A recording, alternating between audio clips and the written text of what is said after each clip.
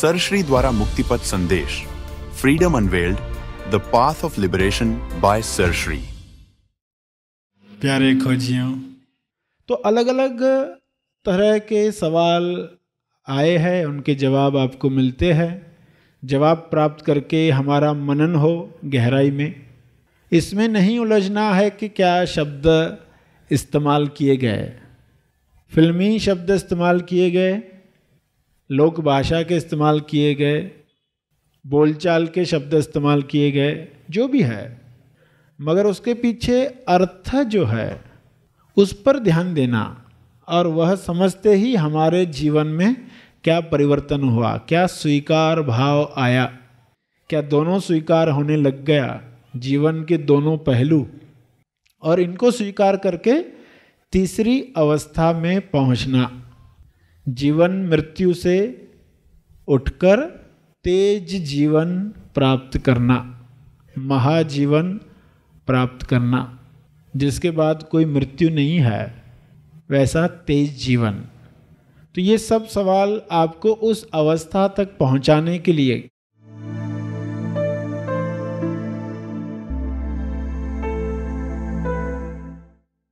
How to eradicate bad influence of the past from the mind. Past की कुछ घटनाएं, उसका गलत परिणाम हमारे वर्तमान में होता है, उसका असर कैसे खत्म करे। उसका असर खत्म करने के लिए वर्तमान की साधना जोरदार हो। असर कब कम होगा? आज की घटना का असर भी तुम पर इतना ज़्यादा होता है तो पास्ट का खत्म कब होगा?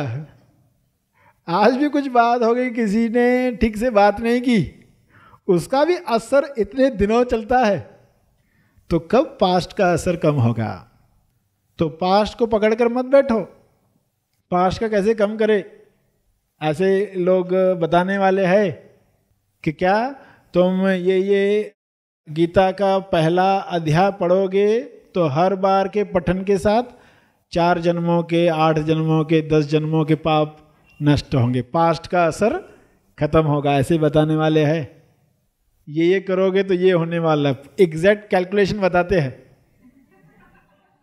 तो उससे नहीं होगा। वर्तमान में तुम उस असर से मुक्त हो रहे हो क्या, जो ताज़ा है, उससे नहीं हो पा रहे तो पास्ट से कैसे मुक्त होगे? तो वर्तमान में जो चल रहा है इसमें जोरदार साधना हो। जो साधना मिली है गुरु से, जो साधना मिली है, जो आज्ञा मिली है, उस पर काम करोगे तो पास्ट का असर कम कर पाना कितना आसान हो जाएगा। क्योंकि पास्ट का असर होगा तो वो असर कैसा लगेगा। समस्या आकर गई और आप हंसते हंसते उससे निकल गए, आपको लगा भी नहीं कोई बड़ी समस्या आई थी। सामने वाला कहेगा अरे तुम इतनी बड़ी समस्या में आए थे, मगर आप कहेंगे मुझे पता भी नहीं था, मैं तो अपनी अभिव्यक्ति में था, मैं तो अपनी मौज में था। वो घटना आई भी तकलीफ देने वाली, तकलीफ देकर चली भी गई, मगर हमें लगा ही नहीं। हम अपने अभिव्यक्ति में थे, इतने मौज में थे कि उससे गुजरने के बावजूद बीमारी आई, बीमारी से गुजर भी गए, सलाइन भी लगाई, सब हुआ, मगर आपकी अभिव्यक्ति चली। आप भजन गा रहे थे, आपकी अभिव्यक्ति चली रही थी। तो कोई कहेगा ये पास्ट के बहुत बड़े कर्म का असर था, तुम्हारे को ये बीमारी आई, कोई पास्ट की घटना में जो तुमने ऐसा कर्म किया था, ऐसा बीज डाला था, उसका असर हुआ था। तो आप कहेंगे ऐसा क्या, मुझे तो लगा ही नहीं ऐसा कोई मैंने बड़ा फल भोगा है, मुझे तो ये भी अभिव्यक्ति लगी, ये भी एक नए ढंग का मौका लगा, एक अलग दिन गया आज का। तो कितना फर्क है। पास्ट का असर क्यों खत्म हुआ? क्योंकि वर्तमान में जो बातें चल रही है उनका असर पहले कम कैसे हो, किस साधना से, किस समझ से, क्या दृष्टिकोण हो देखने का, पहले वो सीखे तो पास्ट अपनी केयर खुद रख लेगा।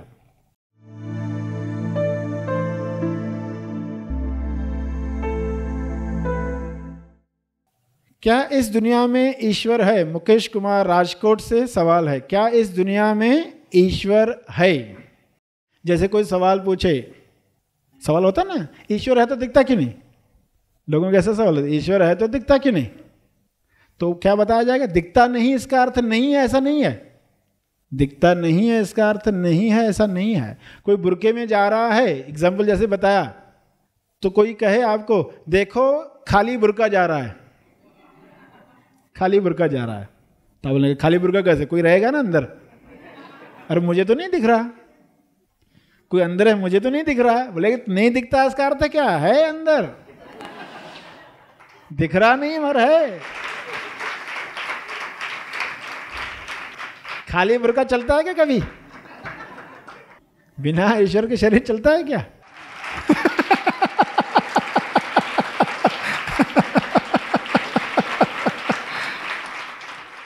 शरीर तो बुरका है ना, उसको देखते हुए समझ जाते हैं अंदर है, इसलिए चल रहा है, हंस रहा है, ताली बजा रहा है।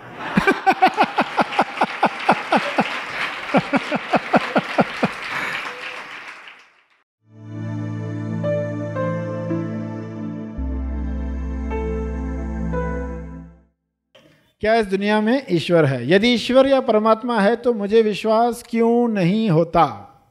पहला सवाल क्या था? क्या ईश्वर है? क्योंकि दिख रहा नहीं है तो सवाल ये उठता है।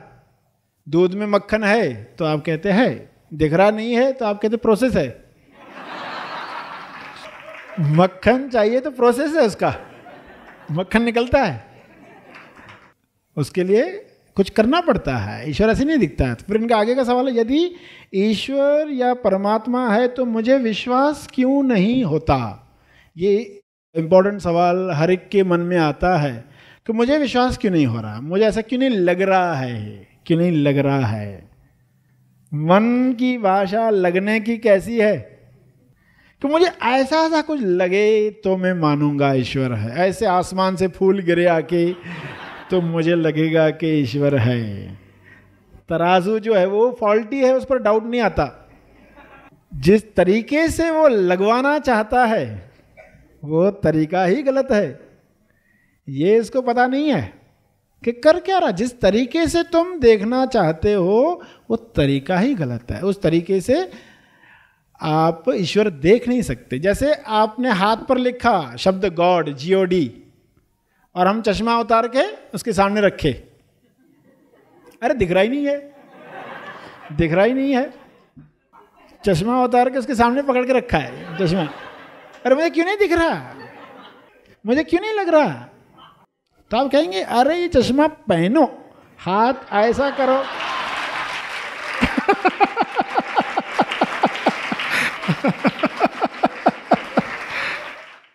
ज्ञान की आंखें खोलो, अंदर की तरफ टर्न करो, टर्न इनसाइड, अंदर की तरफ टर्न करोगे। अब देखने का तरीका ही गलत होगा।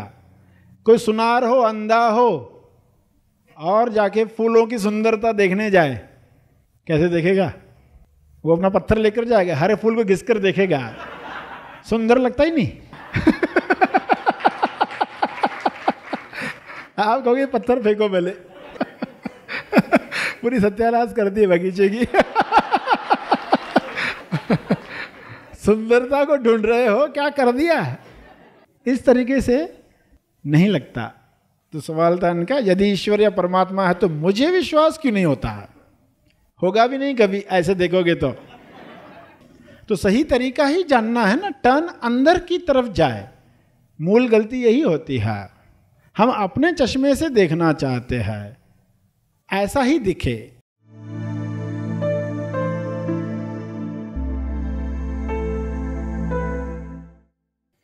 Why coconut cannot be broken by lady in the temple? इंसान किस अवस्था में है, वहाँ बहुत प्रिकॉशन रखनी होती है कि भाई ये करो, ये मत करो, रात में मत निकलो, जब बीमार हो बाहर मत निकलो, इस तरह की अवस्था है तो ये काम मत करो। बहुत मत मत मत आता है, कारण वह नाजुक अवस्था में है। उस अवस्था में प्रिकॉशंस रखनी होती है। एक लेडी का हाथ नारियल तोड़ने जा रहा है, कैसा है वो हाथ? प्रकृति ने नाजुक बनाया है ना, चमड़ी जो है वो वहाँ की कैसी है, और नारियल कैसा है? नारियल सख्त है। अब जानते हैं कि लोग नारियल तोड़ते तो खाल चुभ गई है, ऐसा देखने को मिला होगा। सख्त चीज़ है। तो वो काम किससे? पुरुष को दिया गया। भाई ये काम तुम करो। रीज़न क्या है कि वो इंजरी को बचाने के लिए है, उस तकलीफ से बचने के लिए। वरना काम 10 काम है, पहले ही टेंशन है, मेहमान आने वाले हैं, ऊपर से नारियल की चटनी बनानी है, मान्यता अगर नहीं दी होगी तो वो खुद ही तोड़ेगी, और फिर और तकलीफ, फिर वो काम भी रहेगा, और टेंशन और तनाव। तो लोगों को थोड़ा डरा कर मान्यताएं दी जाती है। जब तुम नाजुक अवस्था में हो उस वक्त इस तरह की बीमारियों से बचने के लिए, इंजरी से बचने के लिए, सुरक्षा के लिए कुछ मान्यताएं बनाई गई, मगर लोगों ने उसका क्या अर्थ लगा लिया कि ये करना ही नहीं है। अब अगर कोकोनट तोड़ने की मशीन आ जाए तो भी ये कहे क्या, तो आप कहोगे नहीं अभी कोई भी तोड़े, अभी मशीन में अंदर डालना नारियल, बटन दबाना है, नारियल टूट गया है। तो मशीन की व्यवस्था नहीं थी तब, वैसी प्रिकॉशन। जैसी जैसी सुविधाएं होती जाती है, खाल उतारने के लिए भी अगर कोई औजार है तो खाल नारियल की आसानी से निकलती है, औजार नहीं है तो उसमें भी तकलीफ होती है। जहाँ ताकत कम है, प्रकृति ने नारी को उतना बलवान नहीं बनाया जितना पुरुष को। ये फैक्ट है, ये हकीकत है, उसको स्वीकार करके जो अभिव्यक्ति नारी से हो सकती है वो ज़रूर करें, मगर मान्यता से डरा कर जो चलता है वो डर की वजह से न हो, वो समझ की वजह से हो। कभी किसी कारणवश तोड़ना पड़ता है तो वो तोड़ेगी, क्योंकि वहाँ पर समझ है, वहाँ पर कारण मालूम है। तो डरा कर इसलिए दिया जाता है ताकि लोग पालन करें, हमेशा पालन करें। वरना हमारे साथ तो ऐसा नहीं है, करके लोग गलतियाँ कर डालते हैं और खुद भी भुगतते हैं, दूसरों को भी तकलीफ देते हैं। तो इस तरह ये मान्यता बनती है।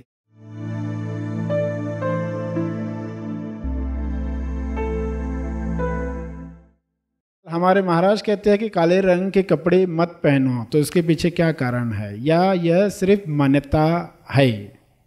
एक काले कपड़े का जैसे बताया कि इंसान किस अवस्था में है।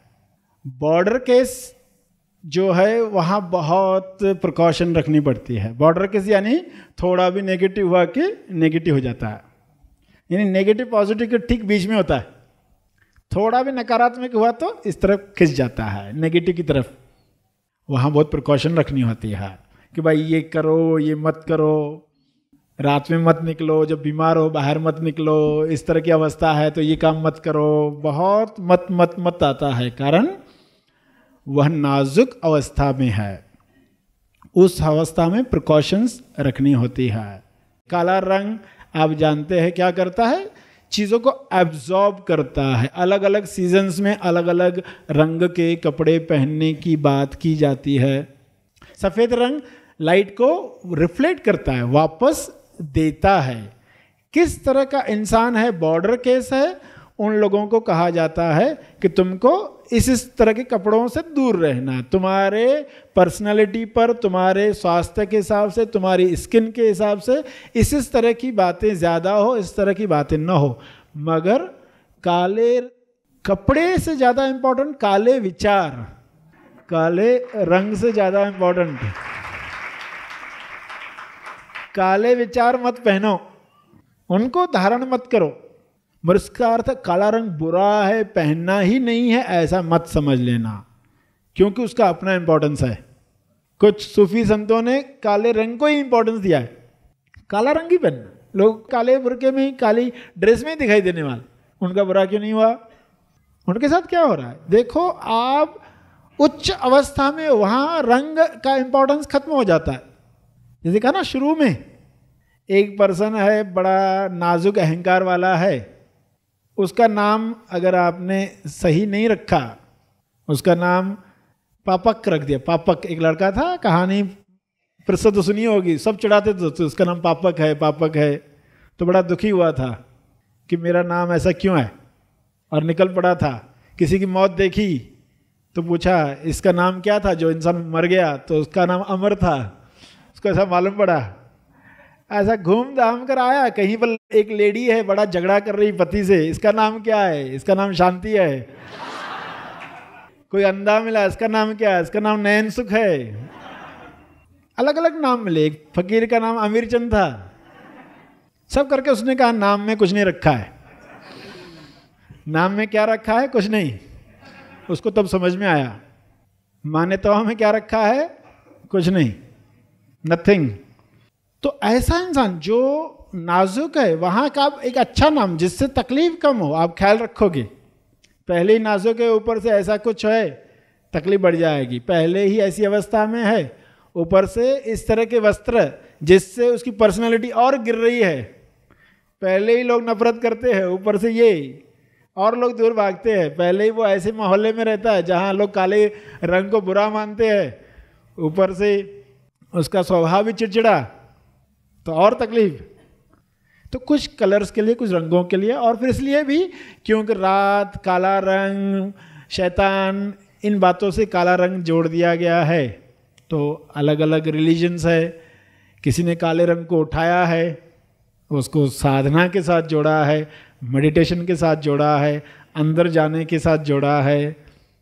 किसी ने सफ़ेद रंग को उठाया है, सफ़ेद देता है, जो भी आया तो वो देता है। तो सफ़ेद रंग का इम्पोर्टेंस, देने वाले का इम्पोर्टेंस, उसको उठाने के लिए। तो ये रंगों की अलग अलग महिमा है, मान्यता करके नहीं उलझना है।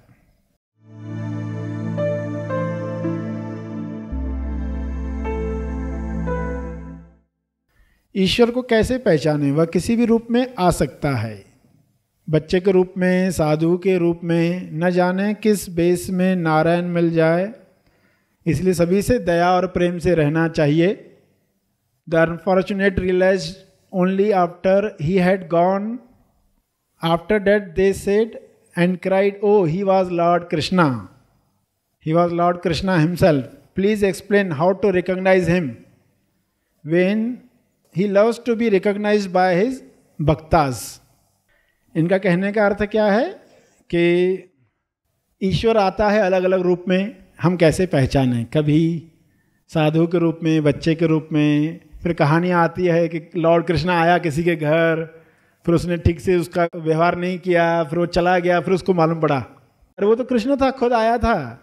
फिर वो रोता है, और कृष्ण चाहता है कि भक्तों से पहचाने। तो हम कैसे पहचाने? इनका ये सवाल था मुख्य। तो कैसे पहचाने? अगर आप सिम्टम चाहते हो, बाहर के सिम्टम, तो कभी नहीं जान पाओगे, क्योंकि मन फिक्स चाहता है ऐसे गहने पहने तो वो ईश्वर था। तो आप गलत समझे।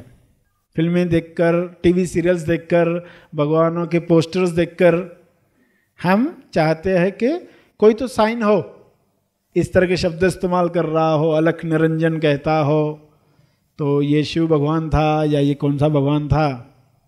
इसमें नहीं उलझना है। कब जान पाओगे? जब अपने अंदर जान पाओगे। जब ईश्वर को अपने अंदर जान पाओगे, तब बाहर पहचानना आसान है। और तो बाहर पहचानना मतलब फिर आप हर रूप में उसको जान पाओगे। क्योंकि ये उदाहरण सुना तो क्या लगा? क्योंकि ईश्वर एकादश शरीर के द्वारा आया। मैं जब समझ में आया कि हर एक उसका ही रूप है, जब अपने अंदर जान पाओगे तब पता चलेगा, अरे ये अनुभव तो हर बॉडी में है। जो एहसास, जीवन का एहसास मैं अपने अंदर कर रहा हूँ, ठीक ऐसा ही अनुभव हर बॉडी में है। उसी के लिए ही ईश्वर शब्द आया, सेल्फ शब्द आया, क्योंकि एक तरह का है। इसलिए कहा गया कि सभी में है, एक जैसा है।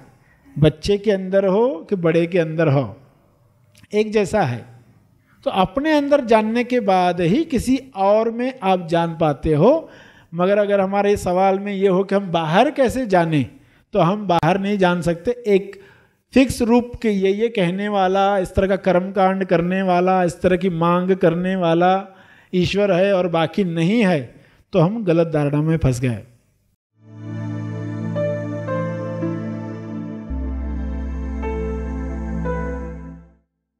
आगे इनका सवाल है, is there any need to change the behaviour और character of other? How to go hand in hand with their bad और ऑड कैरेक्टर? सवाल क्या था? Is there any need to change the behaviour और कैरेक्टर ऑफ अदर? क्या इसकी ज़रूरत है किसी का स्वभाव, कैरेक्टर, नेचर बदलने की। तो जवाब क्या है? किसी का स्वभाव या नेचर बदलने की आवश्यकता नहीं है, सामने वाले के चेतना को बदलने की आवश्यकता है। बिहेवियर चेंज करोगे, तुम ऐसे चलो, ऐसे उठो, ऐसे बैठो, तो उससे क्या होने वाला है? वो वैसे क्यों बैठता है, वैसे क्यों लड़ता है, वो क्यों झगड़ता है? उसकी चेतना नीचे है, उसकी चेतना बढ़ाओ। चेतना बढ़ाओगे तो बाकी सब होने वाला है। मूल काम पहले करे, चेतना को गिरने न दे। अगर सामने वाले की चेतना वैसी नहीं है तो हम बातचीत में प्लेटफॉर्म बनाएं। सवाल इनका आगे यही है ना, ऐसे ऑड कैरेक्टर्स होते हैं हमारे जीवन में, उनके साथ कैसे चले? अजीबोगरीब कैरेक्टर्स होते हैं, अपनी सनक में होते हैं, उनके साथ कैसे रहे, कैसे चले? तो उनकी चेतना बढ़ाने के लिए बराबर प्रयास चलता रहे, उनसे बातचीत करके प्लेटफॉर्म बनाए। कैसा भी इंसान क्यों ना हो, कुछ बातें उसको पसंद आती है, उन बातों के आधार पर उसको समझाया जाए। उनको एक बच्चा समझकर चलो कि बच्चे हैं, 6 फीट के बच्चे हैं, बच्चा समझकर उनके साथ बात करो और बातचीत में प्लेटफॉर्म, मंच तैयार करो। एक ही मंच तैयार हो जाए, उनकी चेतना बढ़े तो वे भी समझने लग जाएंगे।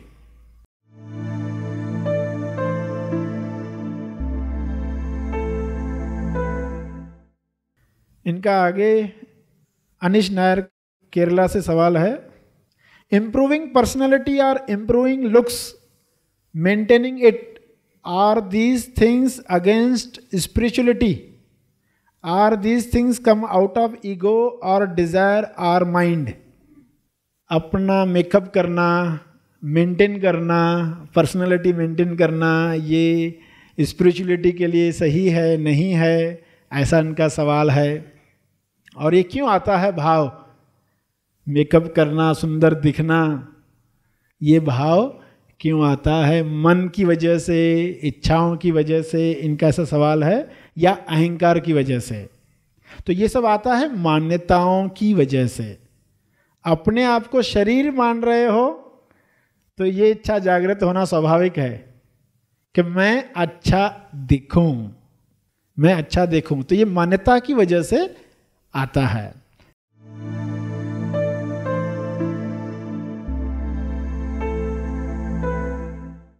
फिर इनका आगे सवाल है, is concentrating in our physical personality affect our daily spiritual path or God's wisdom?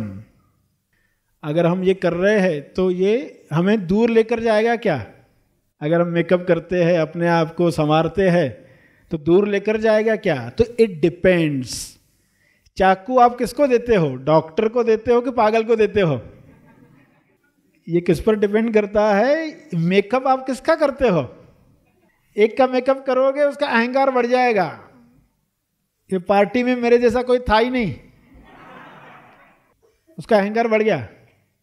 ठीक है, चाकू किसको दे? डॉक्टर को दोगे तो वो ऑपरेशन करके दुख से मुक्त करेगा, लोगों को दुख से मुक्त करेगा। पागल को दोगे तो लोगों को दुखी करेगा, इंज्योर करेगा। तो हम किसको दे रहे? मेकअप जो कर रहा है वो क्या समझ के साथ? मंदिर है, शरीर मंदिर है। मुझे देखकर लोगों की चेतना का स्तर बढ़े, लोगों के अंदर कि संसार में रहकर भी हम आनंद में, ईश्वरीय आनंद में रह सकते हैं, ऐसे निमित्त बने। लोगों को सत्य की याद आए। ऐसे कुछ साधुओं को देखकर आपको लगेगा हमें तो नहीं जाना है, हमें तो कोई सत्य वित्य नहीं चाहिए, ऐसी हालत होती है, ऐसी दाढ़ी बढ़ गई है, ऐसे वस्त्र धारण किए, ऐसे कांटों पर लेटे हुए हैं, तो आप कहेंगे हमें तो नहीं चाहिए सत्य। अगर ऐसा होता है सत्य प्राप्त करने के बाद तो हमें नहीं जाना। तो जो इंसान मेकअप कर रहा है वहां समझ क्या है? लोगों की भक्ति बढ़ाने के लिए है। कृष्ण का मेकअप देखो, फोटोज देखे हैं ना, तो वो देखकर लोगों की भक्ति बढ़ती है ना। तो वहां भी तो मेकअप किया गया है, मेंटेन किया गया है।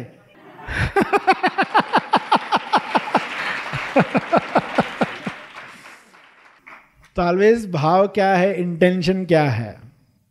शरीर मानकर ही कर रहे हो तो अलग चीज हो गई, अपने आप को जान गए हैं और मेकअप कर रहे हैं क्योंकि रोल है। MSY लोगों के सामने प्रेजेंटेबल हो, लोगों को प्रेरणा जगे, हम भी इस रास्ते पर चले, ऐसी प्रेरणा मिले, तो इस वजह से कर रहे हो तो कोई दिक्कत नहीं है, वो आपका नुकसान नहीं करेगी।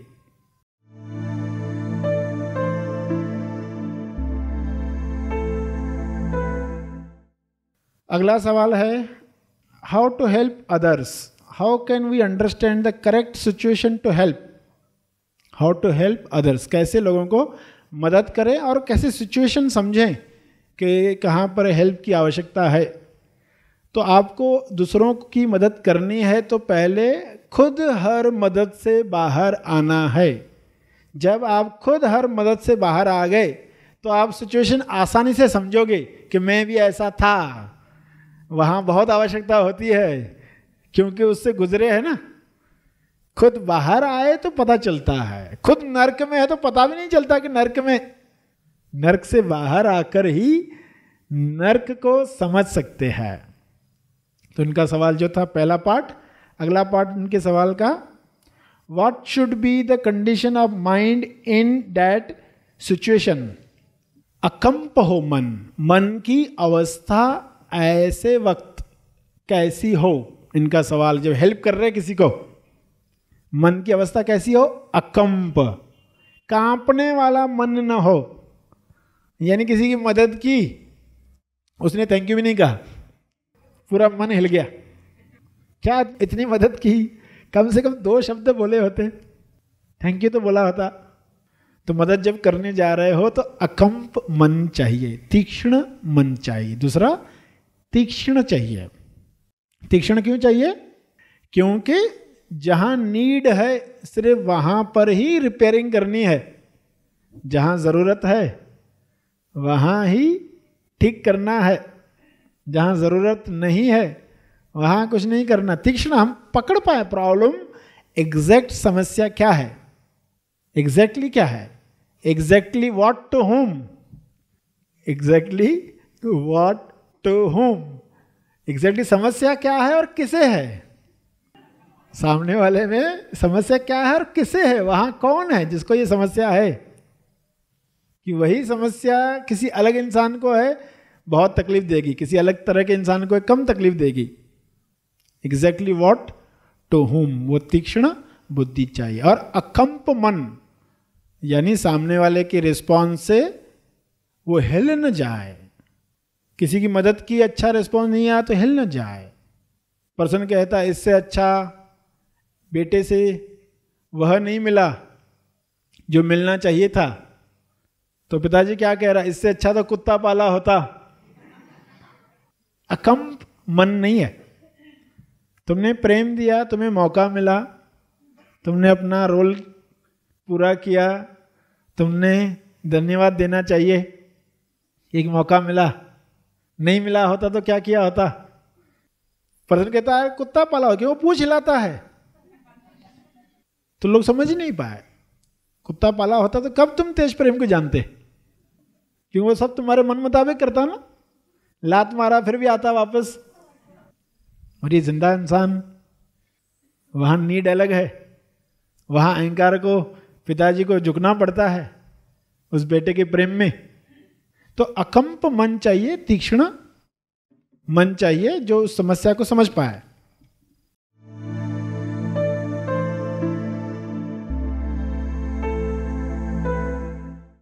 जब हमको पता है कि भगवान खुद हमारे अंदर मौजूद है तो हम क्यों कर गीता, गुरबाणी, कुरान, बाइबल वगैरह पढ़ते हैं। जब सब कुछ हमारे अंदर मौजूद है तो बाहर क्यों तलाश करें। ऐसा सुनते ना, सब हमारे अंदर है तो हम क्यों तलाश करें, क्यों पढ़ें। तो उसको ऐसा समझना कि एक इंसान आया है, बारिश पड़ रही है और वो छाता लेकर आया है लोगों को उस अतेज बारिश से बचाने के लिए छाता लाया है। और कोई खरीदने को आया है उसके पास, छाता देखकर अरे इससे तो बारिश से बच रहे, तो उसको छाता देता है, तो छाता देता है तो बंद करके देता है ना, खुले छाते रखे थे, खुला छाता देखकर ही कोई आएगा ना, उसका यूज समझ में आएगा, इस्तेमाल क्या है उसका समझ में आएगा। उसको बंद करके देता है तो बोला अरे ये तो मेरे घर में है। जब बंद करके देखा उसने, बंद देखा तो बोला ऐसा तो मेरे घर में है। तो बंद है तो कहाँ पहचान है?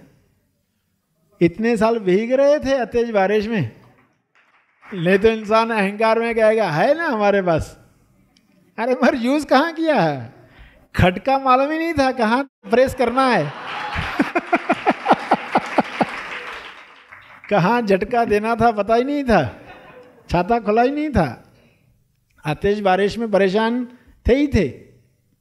तो ये उदाहरण से समझना कि अंदर है चाहे, मगर उसकी खुशबू हमारे जीवन में नहीं है तो उसका कोई लाभ नहीं है। भले कोई लाख कहता रहे मेरे पास है, यूज हो रहा है क्या? ईश्वर हमारे जीवन में इस्तेमाल हो रहा है क्या? जो पेन लाए हो उससे लिख रहे हो क्या? कभी लिखा ही नहीं तो पेन हमारे पास है कह के क्या फायदा? विचार सेवा कभी लिखी नहीं और कहेंगे पेन है हमारे पास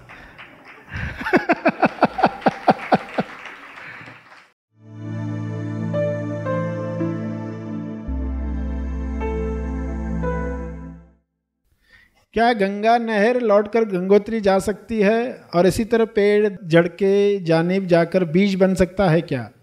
ये तो हो ही रहा है। जा सकता है क्या वाला सवाल ही नहीं, ये तो हो ही रहा है। ये लौटकर वापस जा ही रहा है, पानी बाप बन ही रहा है, बादल बन ही रहे, बारिश हो ही रही है, गिर रही है, फिर समंदर तक पानी पहुंच ही रहा है, गंगोत्री तक सब जा ही रहा है, पूरा साइकिल है, ये चल ही रहा है। सिर्फ हमें हमारे हिसाब से नहीं दिखता।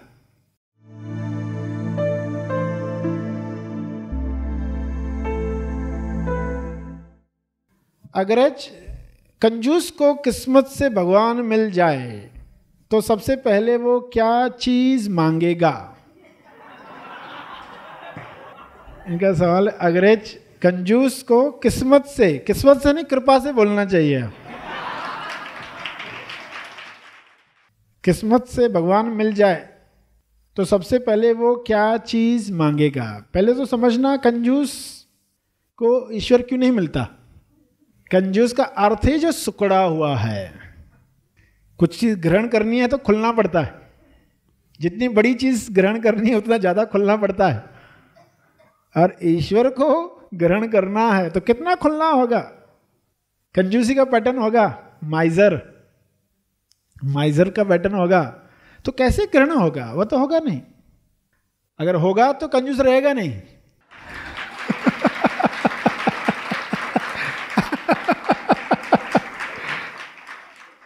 कंजूस रहा कहाँ?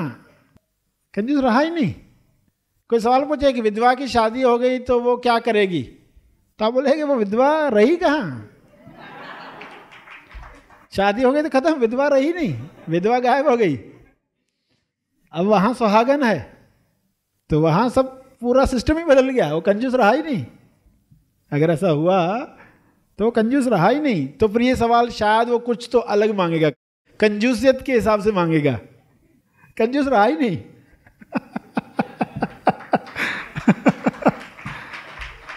वहां वो मांगेगा नहीं, वहां देने की तैयारी होगी, सब कुछ देने की तैयारी होगी। वरना वो खड्डे में गिरा हुआ कंजूस भी होगा, उसको कहोगे बाहर निकालने के लिए हाथ दे तो देता नहीं है, हाथ ले बोला तो लेता है दे की भाषा समझता ही नहीं कंजूस, देना जानता ही नहीं है, तो कंजूस रहकर तो होगा ही नहीं। फिर इनका सवाल इसलिए था कि कंजूस रह के शायद कुछ तो ऐसा कुछ तो अजीबोगरीब मांगेगा, क्योंकि कंजूस है ना, मगर वो कंजूस रहेगा ही नहीं। जैसे विधवा रही नहीं, शादी हो गई तो विधवा रही कहाँ? तो वहाँ सब कुछ बदल गया। सुहागन की जो मांग होती है वैसी मांग होगी, सुहागन जो देती है वैसा वो देगी। तो कंजूस वहाँ पर कैसा रहा? मुक्तिदाता के साथ दाता खुद बन गया, देने वाला खुद बन गया, तो वहाँ कंजूसियत रही कहाँ?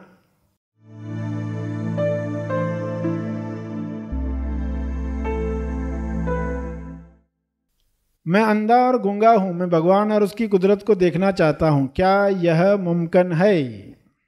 यह मुमकिन है, क्योंकि अंधे हो गंदे नहीं, अंधे हो गंदे नहीं।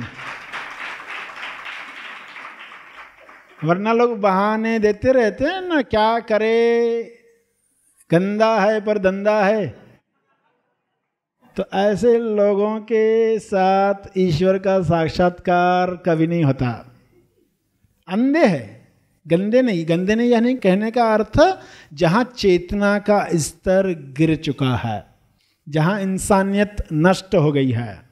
धंधे के नाम पर सब कुछ करने की तैयारी और ऐसे स्लोगन गाकर अपने आप को कन्विंस कर रहे हैं कि हम कुछ बुरा नहीं कर रहे, क्या करें, ऐसा करना पड़ता है, धंधा है, मजबूरी है। तो इसलिए कहा अंधे हो गंदे नहीं, क्योंकि ईश्वर का साक्षात्कार बाहर की आंखों से संबंधित नहीं है, बाहर की जुबान से संबंधित नहीं है। अपने होने का एहसास करने के लिए बाहर की इंद्रियां नहीं चाहिए, और ये कितनी अच्छी बात है। इसलिए हर एक कर पाएगा, वरना सभी अंधे निकल जाते, सभी बहरे गूंगे निकल जाते। सभी के लिए संभव, जो भी जिंदा है उसके लिए संभव है। जिंदा होना काफी है। उसकी कुदरत को देखना चाहता हूं तो कुदरत तो वाकई अंदर ही देखी जाती। बाहर की आंखों से कुछ पेड़ पौधे देख लिए तो कुदरत देख लिया, ऐसा मत समझना। वो तो अक्स है, वो तो आईना है, वो तो सिर्फ याद दिलाता है, वो तो रिमाइंडर है, वो तो फोटो है, वो तो सिर्फ फोटो है। कि फोटो इतना खूबसूरत है तो असली चीज कैसी होगी। तो कुछ लोग बिना फोटो देखकर भी शादी करते हैं ना। जरूरी है क्या फोटो देखना? अंधे है तो फोटो नहीं देख पाएंगे। फोटो नहीं देखा भी चल सकता है, क्योंकि अंदर की आंख जो हर एक के पास है, ज्ञान मिलने के साथ वो खुलती है। आंखें तो है, सिर्फ खोलना है उन्हें।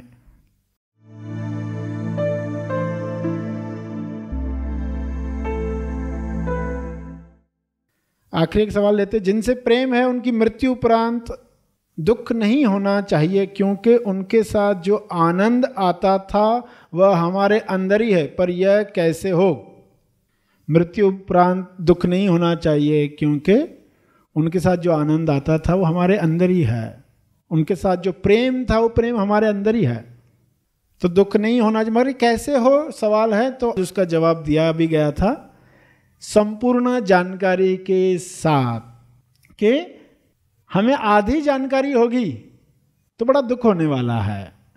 कोई इंसान अमेरिका चला गया तो आपको दुख होता है, उसका प्रमोशन हुआ, अमेरिका चला गया तो दुख होता है? नहीं होता दुख, क्योंकि आपको मालूम है अमेरिका गया है, अमेरिका गया है, प्रमोशन हुआ है। और हो सकता है कि आपके मृत्यु के बाद वो वापस लौटे, तो इसका अर्थ क्या? आप जीवन भर दुख भोगते रहोगे क्या कि वो नहीं रहा? आप कहोगे नहीं, वो अमेरिका गया है, प्रमोशन हुआ है। जब पूरी लाइफ आपको मालूम होगी तो आपको दुख नहीं होने वाला है। समझ में आने वाला है कि कैसे एक बॉडी का रोल था वो प्ले हुआ है। हमें तेज प्रेम जानने का मौका मिला है, हमारे अंदर ही वो प्रेम है, उसको बाहर निकालने के लिए निमित्त बना है। अब वो अमेरिका भेजा गया है। किसी को अमेरिका भेजा जाता है, किसी को जामेरिका भेजा जाता है। आ है कोई जा है, मगर दोनों केस में पूरी जानकारी है। कोई वापस आ गया, कोई वापस नहीं आया उस शरीर के साथ, उसी सेम शरीर के साथ, तो इसमें दुख मनाना है ऐसी वाली बात नहीं है। तो पूर्ण जानकारी न होने की वजह से दुख होना संभव है। तो क्या करना चाहिए? पूरी जानकारी प्राप्त करनी चाहिए। ये कुछ बातें थी, सेवा का मौका दिया, उसके लिए आप सबका बहुत बहुत धन्यवाद। Heavy thoughts. महा आसमानी परम ज्ञान शिविर हर इंसान के जीवन का लक्ष्य हो। यहाँ से आज लौटूंगा हाँ। तो ध्यान का एक पावर लेके लौटूंगा। ध्यान कैसा करना है? ध्यान, मुझे लगता है कि ध्यान बहुत कठिन है, लेकिन यहाँ आकर मुझे समझ गया कि ध्यान कितना इजी है। Yes. और हम ध्यान से सत्य मार्ग पर कैसे चल सकते हैं, ये सत्य मार्ग हमें यहाँ मिला है। Yes. ये बरसों से मेरी पुकार थी प्रभु से कि भगवान ऐसी दुनिया क्यों बनाया कि जहाँ पे लोग खुश नहीं है, परेशान है। ये मेरी शिकायत थी, सबसे शिकायत थी सर। बट आप जो ये विश्व कल्याण के लिए कर रहे हैं, यहाँ से दुनिया बदल जाएगी सर। मुझे इतना हल्का महसूस हो रहा है और आपने जो ज्ञान दिया उससे इतना फर्क महसूस हो रहा है। लेकिन आज जो मुझे मिला है आपके दर्शन मात्र से, वो मैं शब्दों में बयान नहीं कर सकता सर जी। जो आपसे मिला है, आँख बंद करने के बाद जो समाधान मिला है, उसके लिए मेरे पास शब्द नहीं है। बहुत बहुत धन्यवाद, कोटि कोटि धन्यवाद सर जी आपको। जो ज्ञान आपने दिया है ये प्राप्त करने में सालों लग जाते हैं। लोग हिमालय में जाके 20-20 साल तपस्या करते फिर भी नहीं मिलता है। वो ज्ञान आपने सिर्फ 5 दिन में हम लोग को दे दिया, इसके लिए आपका कोटि कोटि धन्यवाद। आगामी महा आसमानी परम ज्ञान शिविर में अपना स्थान आरक्षित करने के लिए संपर्क करें।